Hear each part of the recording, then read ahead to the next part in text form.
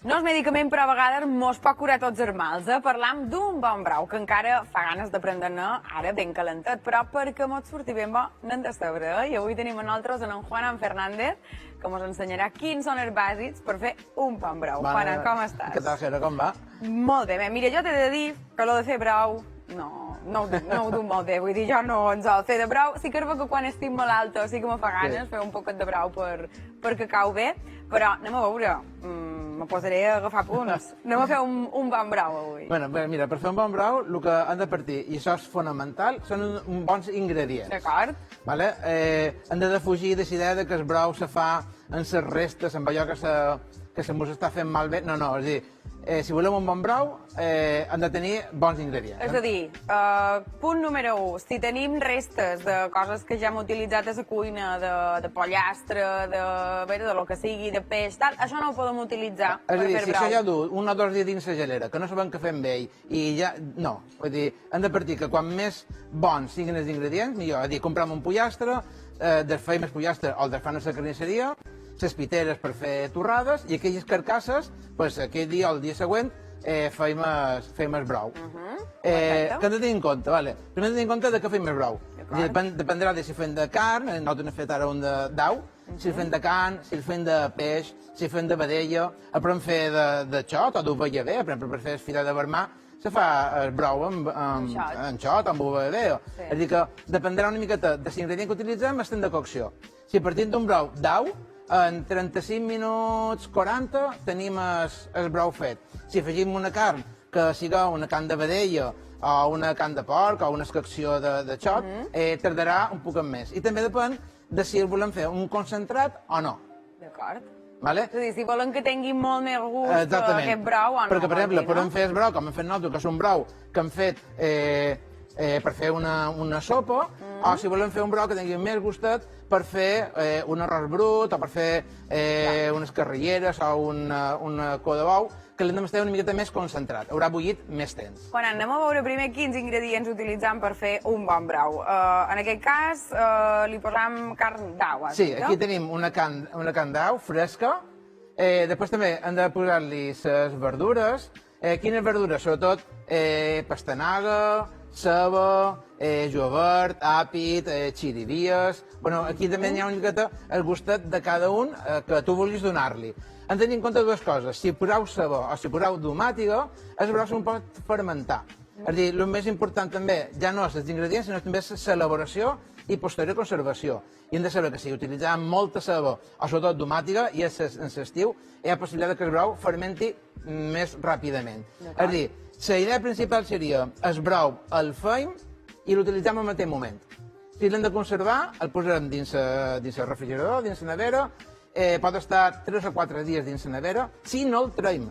Perquè si ara trec aquest brau per fer el dinar, el torn guardar, el vespre el torn treure per fer sopar, el l'endemà per dinar el torn treure, aquest brau... Sortit i entrat a la gelera no sé quantes vegades. No, aquest brau ja no se m'aguanta. Ja faig el brau, el tap, carmanyola, envasat al buit, el que vulgueu, i 4 o 5 dies dins la nevera ja mos quedarà la mar de bé. Si l'hem de congelar, que jo excessivament no ho recomano massa. Perquè... No recomanes congelar el brau? No, perquè realment el que està fet és congelar un volum d'aigua. Al final és aigua amb aroma. És a dir, si tenim carcasses i les volem guardar, doncs congelam les carcasses. Ocuparan menys espai, el congelador no patirà tant, i després fem el brau en aquell moment. Tenint en compte que els braus és una elaboració que nosaltres tenim del dia a dia. És a dir, normalment, si tu cuines habitualment, sempre tindràs un bocinet de carn, un bocinet de costella que t'ha quedat, doncs amb allò faràs el brau per l'endemà o per aquell dia. Sí que es veu que molta gent quan s'hi posa aprofita per fer brau a voler i després el congela. Anem a veure, aquí ja el tenim dins olla, una olla de test. Una olla de test, així queda la mar de bé. Tenim el brau aquí de dins, que té ja les verduretes... Has dit 35-40 minuts, Sí, perquè és de pollastre, aquest. I foc fort, fluix... Començam. Si podem fer el foc fluix, molt millor. Hem de pensar que la cocció molt violenta el que farà serà oxidar tot el material, perdre nutrients, perdre vitamines. L'hem d'escumar, és a dir, quan arranca el bull, li passam en la giradora, li llevam la sabonera, que són les impureses, sobretot la sang coagulada, tot això, li retiram i després el deixam coure, fins que tinguem el punt que vulguem. Si li podem posar una miqueta de sal, però no molta. Per això t'anava a dir, posant sal en el brou, no n'hi posam... Li podem posar un poquet, per no perdre la costum a l'hora de cuinar, però aquest brou al final l'utilitzarem per fer una altra elaboració. Exacte. És a dir, aquesta elaboració segona o final és la que nosaltres aromatitzarem. Si tu fas un brou i, per exemple, li poses sal, preva, jo què sé, canyella, no mascada, gingebre, el que vulguis, totes les elaboracions que facis a partir d'aquell brou tindran aquell sabor. Val més fer-lo, diguem, neutre. Una vegada que tenim el brou fet, és molt important refredar-lo. En 2 hores, el brou d'estar de 100 graus d'ebullició en els 4 o 5 de conservació. I el deixam refredat dins la mateixa olla? No, l'hem de canviar de soia, així ajudarem a refredar-lo, dins unes carmanyoles. Si tenim un volum en 5 litres de brou, pues agafem 3 carmanyoles i ho repartim perquè se refredi més ràpidament. I una vegada que s'ha refredat, mira, mos passarà això, que mos queda aquí damunt, mos queda tot el greix. Tot aquest greix... Que greix el retiram? El retiram, tot aquest greix el podem retirar i així aconseguirem un brou una miqueta més suau i sobretot en el paladar no se quedarà tan, diguem, tan enganxat, no? Clar.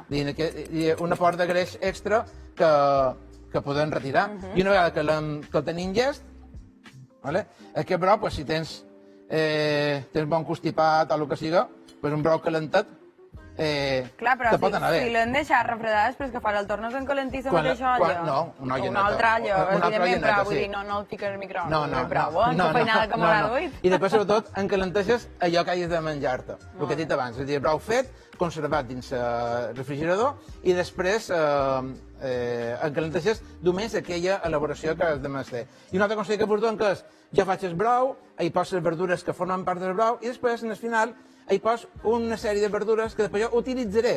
Per després, per mateix plat. Per mateix plat. Per exemple, aquí podíem posar una miqueta de pastanaga, una miqueta de sabatenra, a la vegada un carabassons, si tenen unes carxofes, tot això li poses dins i ja utilitzes brou per caure aquells vegetals que després utilitzaré per sopa d'estrella aquesta que fem per sopar. Per exemple. Sopa d'estrella, li poses aquelles verduretes i també la carn que han cuinat la pots desmigar, que és res de carn que t'ha quedat. Per això deia que la carn, quan més de qualitat siga, més bo serà el brou. Juan Anida, moltíssimes gràcies per venir avui. A més, en tots aquests ormetjos que no tenim més temps, però val a dir que són ormetjos antics, aquests fogons són meravellosos. Són antics de soia, final del segle XIX, principi del XX, així que també això ja dona una miqueta més d'entitat, no?, a la nostra cuina. Totalment. I amb aquesta olla de test encara sortirà més bo. Moltíssimes gràcies, Juana, com sempre. Anem a ir a veure vosaltres, perquè segur que també feis un brou boníssim. Com el prepareu? M'agrada especiar-ho bastant i un punt picant. Li posam una bandeja d'aquestes preparades de cocido, una col, no? Col, repollo. Ceba, tomàtiga, aigua, sal, preva. Cebolla, zanahoria, pimiento. 2 quarts de trasero de pollo i ho ficam en l'aigua, ho bullim i quan ho tenim ja fet ho colam i preparem la sopa. Carcassa de pollo també, verduras.